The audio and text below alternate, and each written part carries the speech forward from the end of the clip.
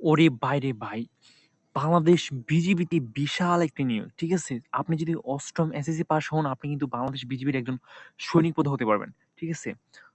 সিপাহী থেকে শুরু করে বেসামরিক যত পদ আছে, বিশাল একটি ছাড়পত্র কিন্তু প্রকাশ হয়েছে।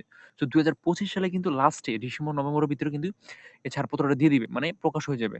ঠিক আছে? অলরেডি ছাড়পত্র প্রকাশ হয়ে গিয়েছে। ছাড়পত্রটা কিন্তু কিছুদিনের ভিতর দিয়ে দিবে। সো আপনি যদি বর্ডার গার্ড বাংলাদেশে একজন সিপাহি পদে আবেদন করতে চান অথবা সৈনিক পদে আবেদন করতে চান, আপনার যোগ্যতা থাকা লাগবে এইচএসসি পাস। কমপক্ষে এইচএসসি পাস।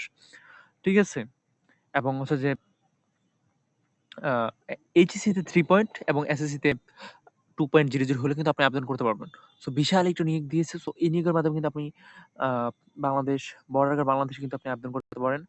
আমি আজকে এই সার্কুলারের মাধ্যমে দেখাবো যে হচ্ছে যে নিয়োগটি কবে আসবে এবং ছাড়পত্রটি কবে আ প্রকাশ হয়েছে এবং নিয়োগটি আসলে কবে আসবে। ঠিক আছে? সো আমি এখানে যদি ১৪ নাম্বার ১৪ নম্বরে আসি, এখানে দেখতে পাচ্ছেন যে সিপাহি সকল ক্যাটেগরি ১২২১ টি পদে সিপাহি নিয়োগ দিবে এবং গ্রেড থাকবে ১৭ টি। ঠিক আছে? বর্ডার গার্ড বাংলাদেশ জুনিয়র কর্মকর্তা পদবীধারী বর্ডার গার্ড সদস্য সিপাহি। সো দেখতে পাচ্ছেন যে সিপাহিতে নিয়োগ দিবে ১২২১ টি পদে এবং ল্যান্স নায়ক নিয়োগ দিবে এবং হচ্ছে যে বেসামরিক নিয়োগ দিবে। ঠিক আছে? অফিস সহকারী, অসামরিক কর্মকর্তা, মিডওয়াইফ, অফিস সহায়ক।